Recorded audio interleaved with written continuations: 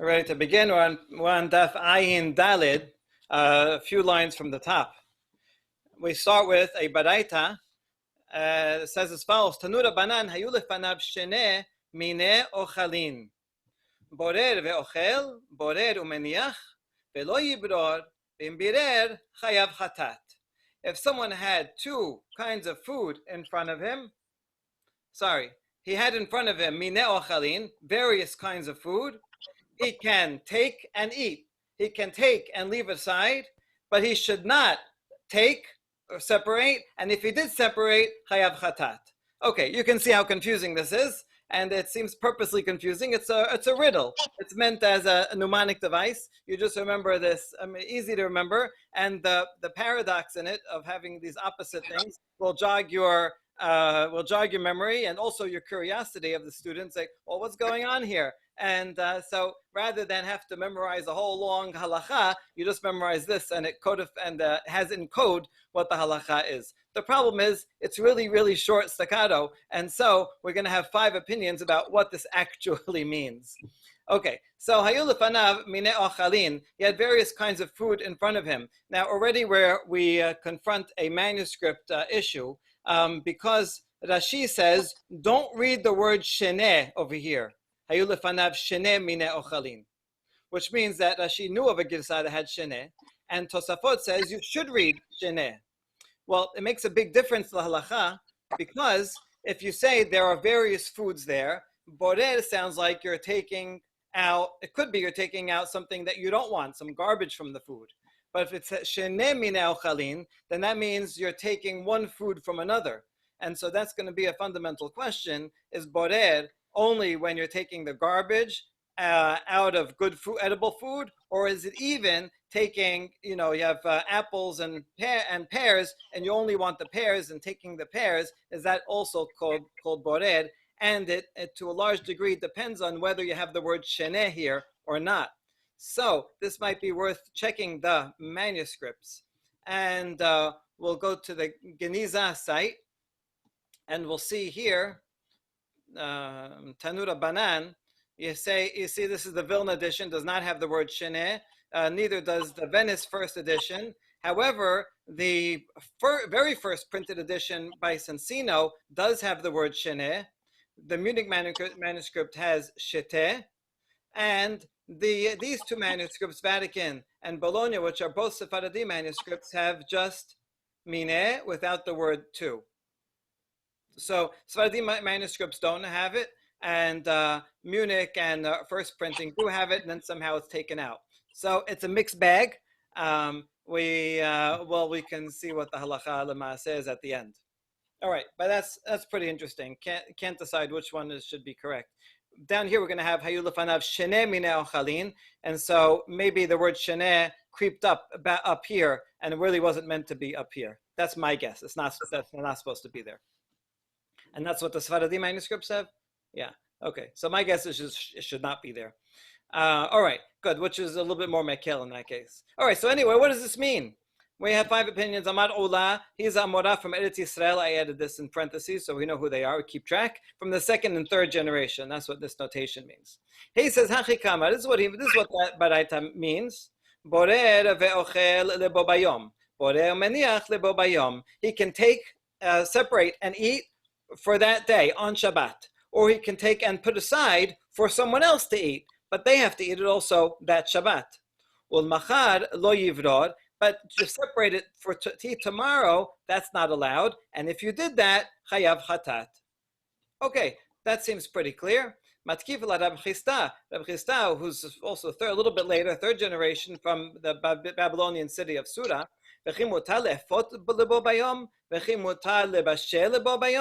What are you talking about? So what if it's that day? I can't bake for that day or cook for that day, right? Even if I'm eating it that day. So what does it help if it's in fact a melacha, which it is? It's in the list of 39 separating. Then be doing it for today shouldn't matter. Shouldn't make it mutar. Ella amar Rav Chisda. So he offers a second approach. Borer v'ochel pachot mikeshiur. Borer umeniach pachot mikeshiur. He can take and eat less than the minimal shiur for separating, which I believe is a kotebet, is usually the shiur. And so if he does a little bit, only it just takes like one bizit shell and takes one bizit and eats it, right? So that's less than. Or for someone else, that's okay. Kishiur, if he does it enough, that it's a minimal measurement, lo yivor, he should not do that. If he does that, he has to bring a chatat offering. Okay. Matkif Rav Yosef. Rav Yosef, who's from Pumpadita, all same generation. His colleague comes and says, this still doesn't make sense. If I wanted to bake just a little bit, just a tiny roll, right, half a cookie, I couldn't do that, even though I wouldn't get punished for chatzi shiur. Still, it's still prohibited midoraita. Sounds like according to this. So so we reject this because the Braita says sounds like mutar. You're allowed to do it in the first two instances. Ela Amar Rav Yosef, third one. Borer v'ochel beyad, borer moniach bayad. You're allowed to separate with your hands, right? Because that's the way you eat. You eat with your hands and you're taking. However, bekanon ubetamchoy lo yivror v'imbirer patur aval asur.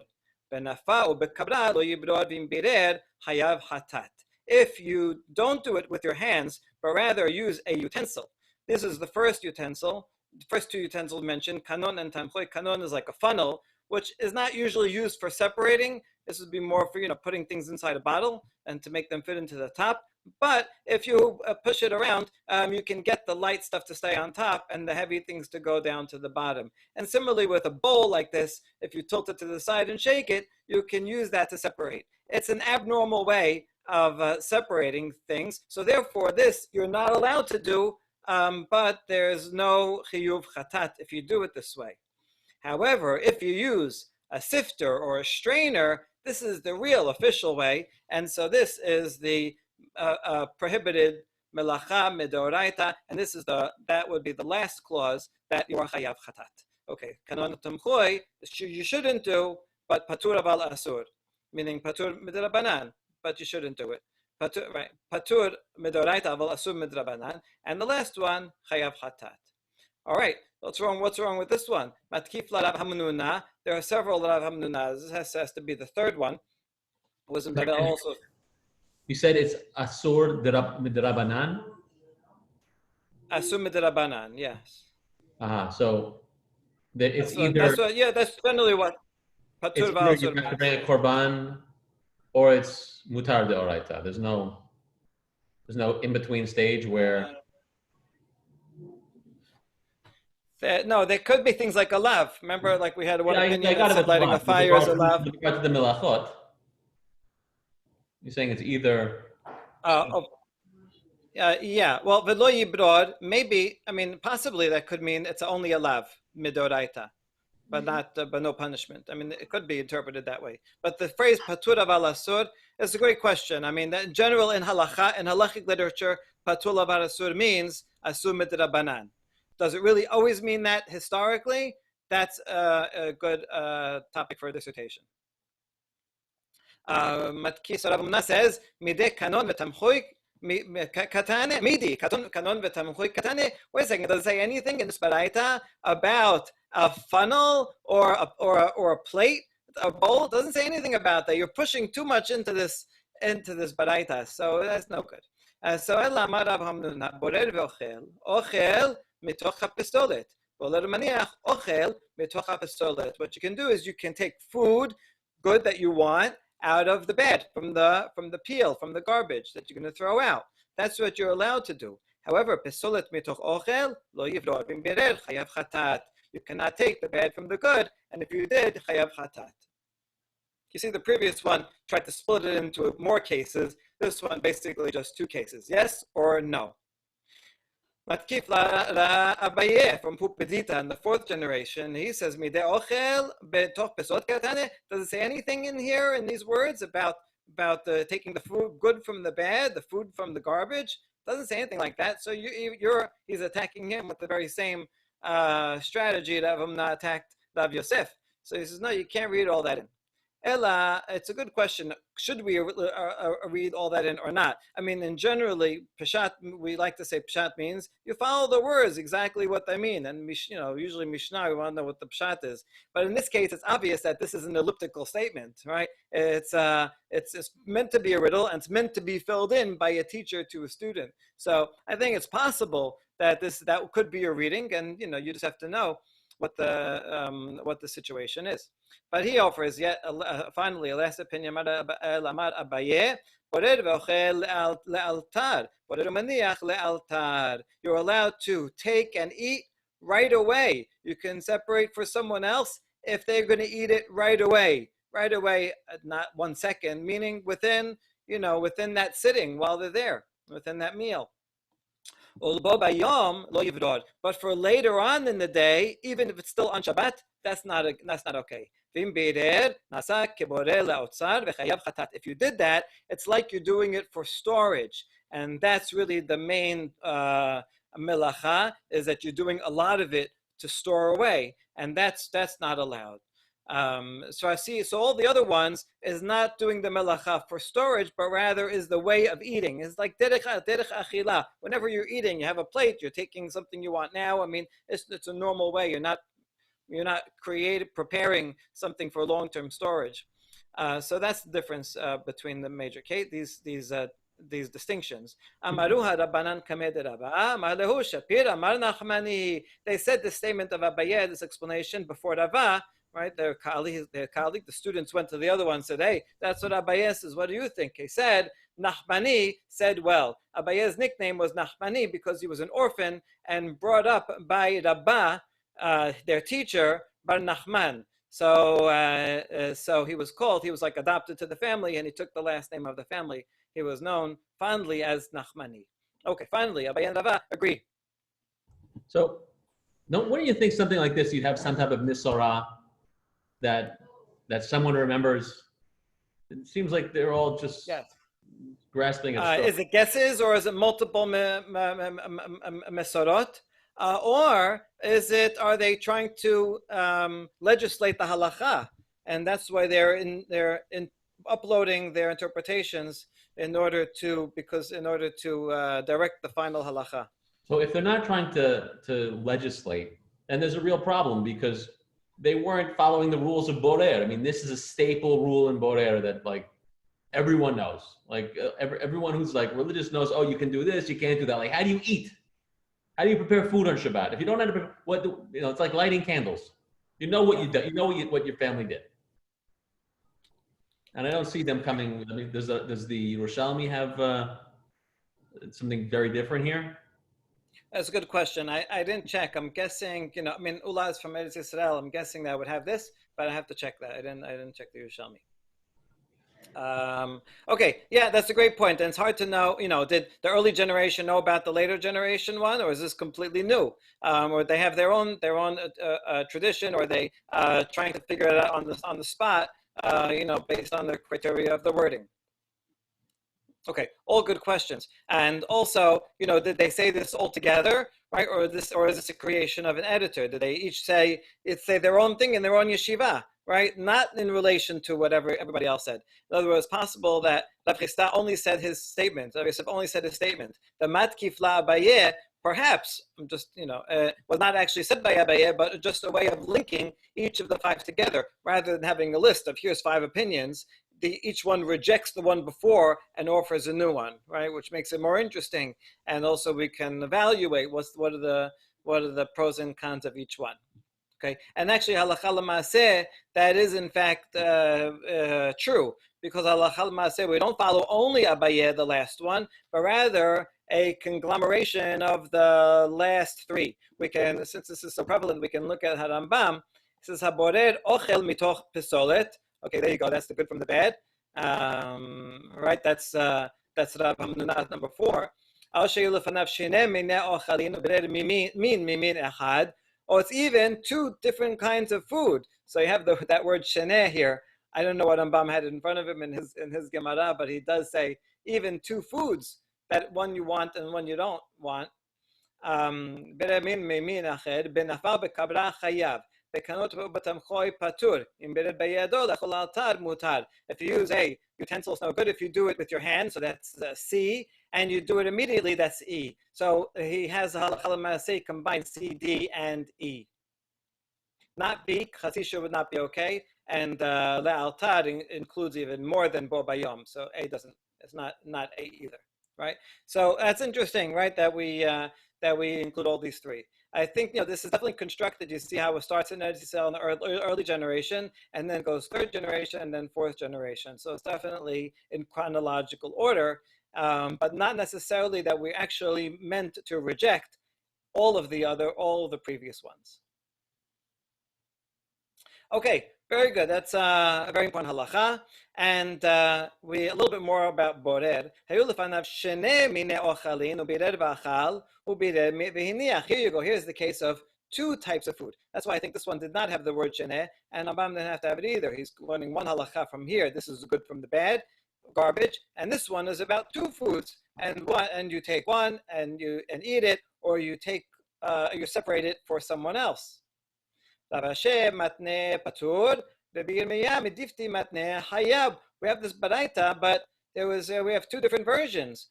Rav Ashi said patur, and Bimya said I thought it was chayav. Okay, we understand chayav, but Rav Ashi matne patur v'atene chayav. How could he say patur in this case when we said over in this case chayav if you do it, right? So I mean, how can you reconcile these two things? Actually, we could reconcile it, right? Because this is talking about two different kinds of food. Maybe two different kinds of food would be okay, but not one kind of food. But the Gemara does not give it that answer. Lakashya, habekanon v'tamchui, habenafa v'uchbara. So this one, the unusual one, that's patur. That's what this one baraita was talking about, according to Rav Ashi. And this one here was talking about benafa b'kabda. You see that even after we rejected that answer C, the Talmud in the next line is still using it and assuming that this is benafa b'kabda, that it's chayav. So that's right. You see that it was not actually rejected. Okay, good. Kiatad of Dimi. Rav Dimi always he brought a lot of traditions from Eretz Yisrael. Eventually, he settled in Bavel, and he said he's in the third generation. Shabbata de Rabbi Havai. One time in the yeshiva, it was the Shabbat when Rabbi Vai was in charge of serving the food. This is like when we were in yeshiva, we had Toranut duty. Right? You have to be the one serving all the food and cleaning the pots. So I guess they had that also back then. So Vikleu ba Rabbi Ameh v'Rabbi Aseh, and Rabbi Aseh went up there. Shada kamayu kalkala de pere, and Rabbi Vai just put before them an entire basket of fruit. Why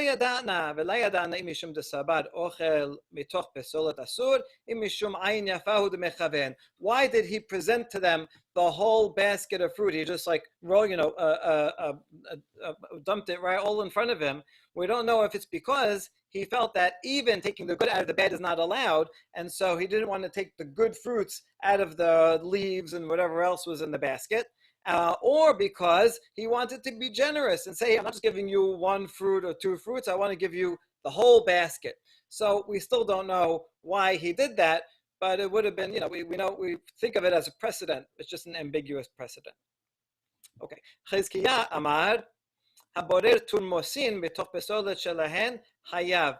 If you take the lupines out of the shell, chayav, even though you're taking the good from the bad.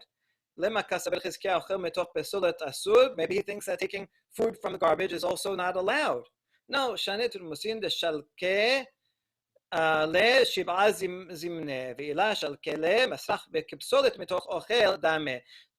these lupines, they have to be boiled 7 times. And if you don't take them out, the good ones, then at the right time, then they will go bad. And so therefore, taking them out is not because you want them, but because you don't want them to ruin everything else. And so there, it's as if they are bad. Okay. Usually is a rule that when you have the rabbi's name first and then the word Amar, it means he's arguing on something, right? So if you have Amar, here, like the next one, Amar Papa, they're just presenting a statement. But when they're arguing, it says Papa Amad. So here it says Yechizkiah Amad. It sounds like he's arguing, but there's nothing before him. There's nobody discussing this that he would be arguing.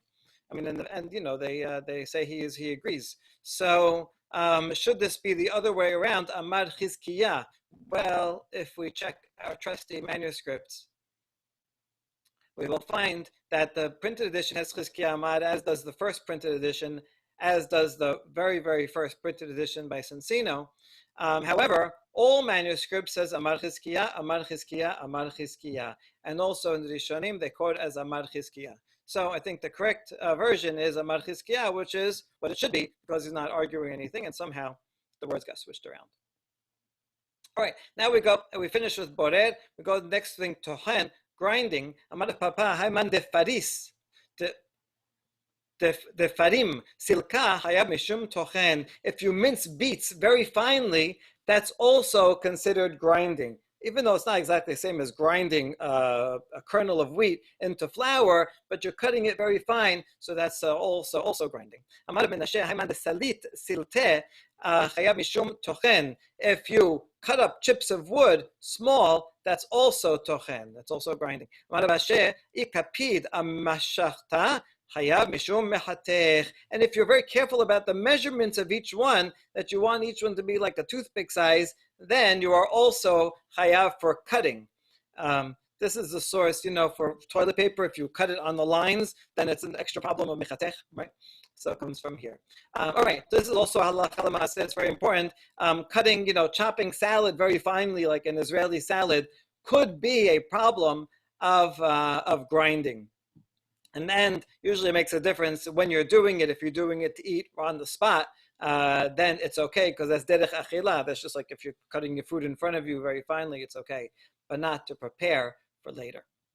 Next melacha, halash v'ha'ofeh, kneading and baking. Amar Papa, Shabbat tanadidan bishul samanin, dava b'mishkan v'nakat ofeh. It says, how come the Tana, the Biuda Nasi in this Mishnah, didn't talk about cooking, boiling, because boiling was done to prepare the dyes that were used in creating the Mishkan, creating the beautiful cloths and curtains that were in the Mishkan. You needed dyes, and that was done by baking, and by boiling, not baking. Actually, there was no baking done in the preparation of the Mishkan. So he should have done? I mean, it's the same thing. They're both they're equivalent. But why didn't they put baking? Why they put boiling instead of baking? Tanadidan sidura de patnakat. The author of the Baraita put the order of baking, right? Put all the way from the beginning, from sowing and plowing, all the way till kneading and baking, all the process of that. And actually, so therefore, it was not really based on the Mishnah, on the Mishkan. Okay, so here the Talmud is saying explicitly what I already hinted to yesterday, which is that the list of things in the 39 melachot are actually based on common lists of activities. Here's all things you have to do to make clothing. Here's all things you have to do to cook. And then only later in the Talmud Bavli do they take this general idea that holiness of time and holiness of space, Mishkan and Shabbat, and merge them together and say that Shabbat is based on not only the word melacha, but even exactly each and every case. But here's one place in the Bavli where they do recognize that it's not based on the Mishkan, it's just based on the way that we make bread. If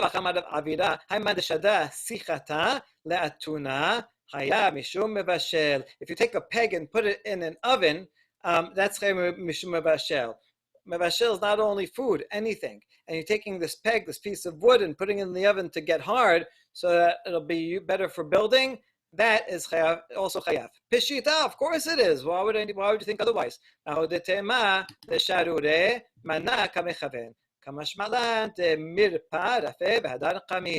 have thought that since I intend to make it stronger, the utensil, so it should be allowed. Because usually the main goal of cooking is to soften something. You take fat and you put it in there, it melts, it gets softer.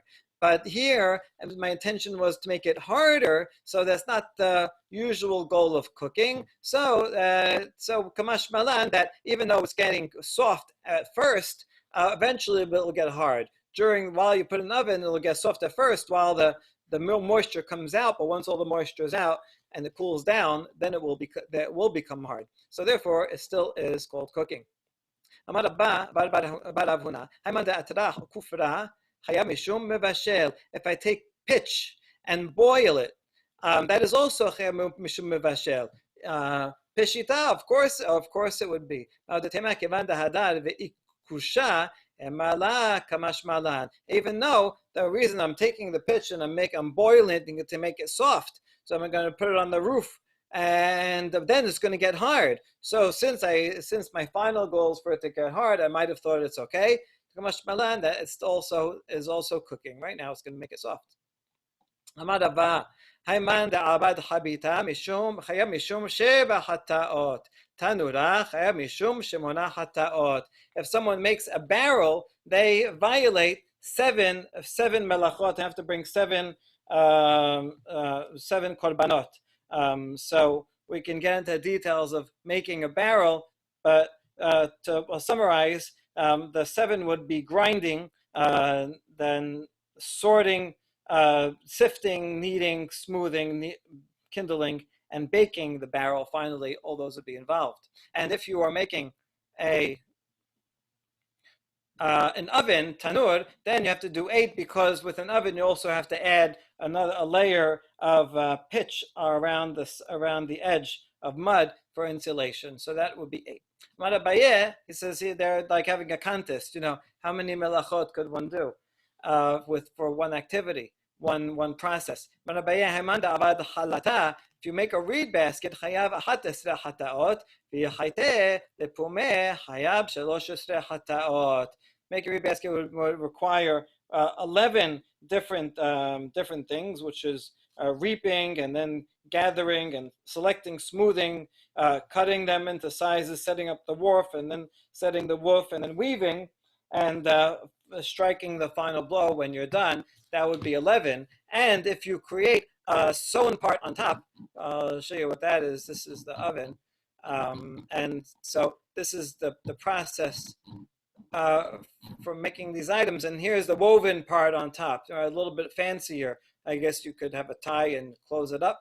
That way, if you do that, then you're chayav yet another one for sewing up on top. All right. Hagozez et hasemed vehem lebeno, shearing wool and making it white, washing it.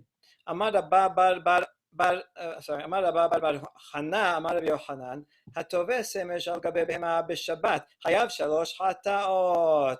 If you spin the wool while it's still on the animal, which is quite a strange thing to do, right? But I don't know, maybe it's easier. And so while it's on the animal, you're spinning it, and then you cut it after it's spun on the animal. You have to bring 3 chataot. Achat mishum gozez, which eventually you're going to do at the end. V'achat mishum minapetz, for combing, because you're going to be combing it. You can't spin it without combing it. V'achat mishum toveh, and for spinning it.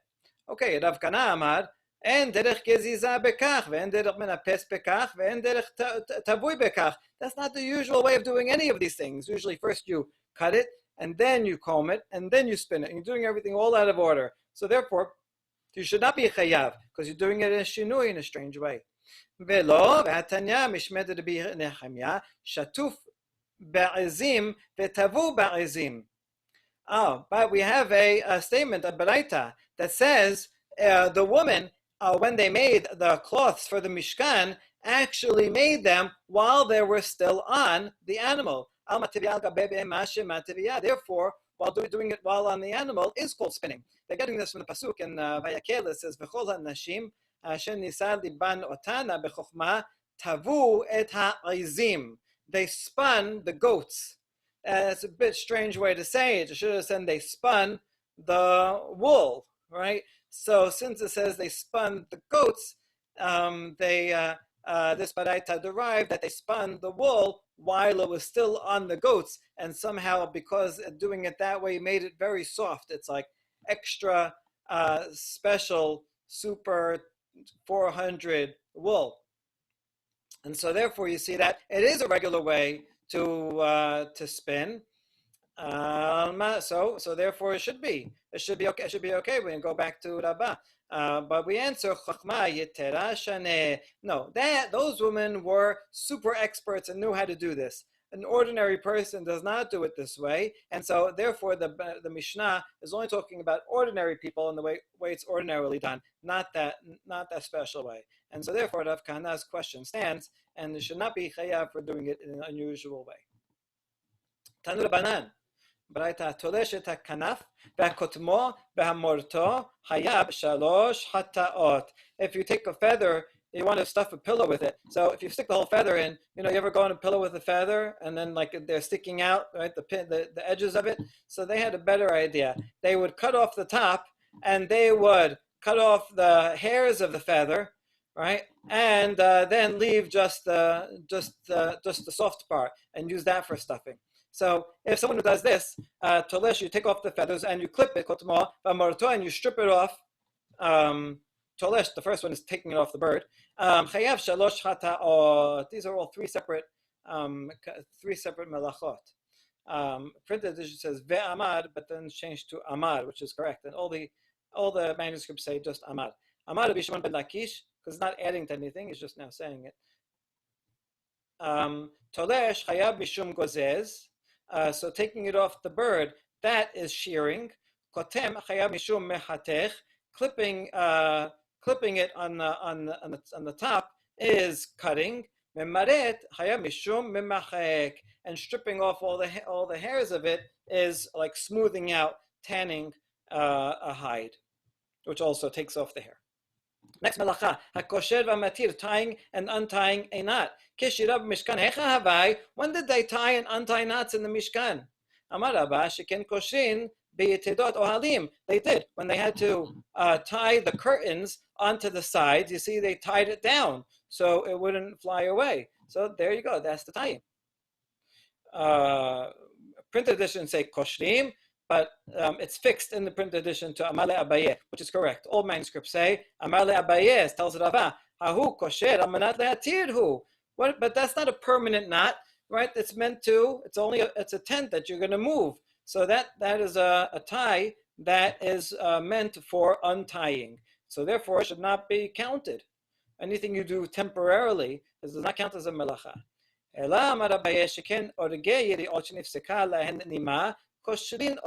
Rather, it's talking about when they were weaving the yediot. If something got torn, right, one of the stitches got torn, they would tie it together. That's what it's talking about. Amar le Abaye, Amar le Rava, Tarasta kosher matir ma'ikele me'emar. Okay, fine, you figured out tying, but how about untying? When would you want to untie something that's in the middle? וכי תמדי מתרמה לתראה חוטא כתראה בהדה הדדה, שרי חד וקטר חד, השתה לפני מלך פרסתיו האדם ונוספים כן, לפני מלכים הקדוש ברוך הוא עושים כן. If you want to say that sometimes you have two near each other, right? This was a tie and then this broke, so you might undo this one so that you could tie them both together. But then he says that can't be because that looks ugly. If you were making a robe for a king, you would never do that for a human king. This is a result in a big knot that you would notice. Rather, for if you want to make something fancy, you would take out this entire piece of string, and you would make a knot here and a knot there. Better to have two knots far away from each other. It looks better than having one big fat knot in the middle. So they never would do that. This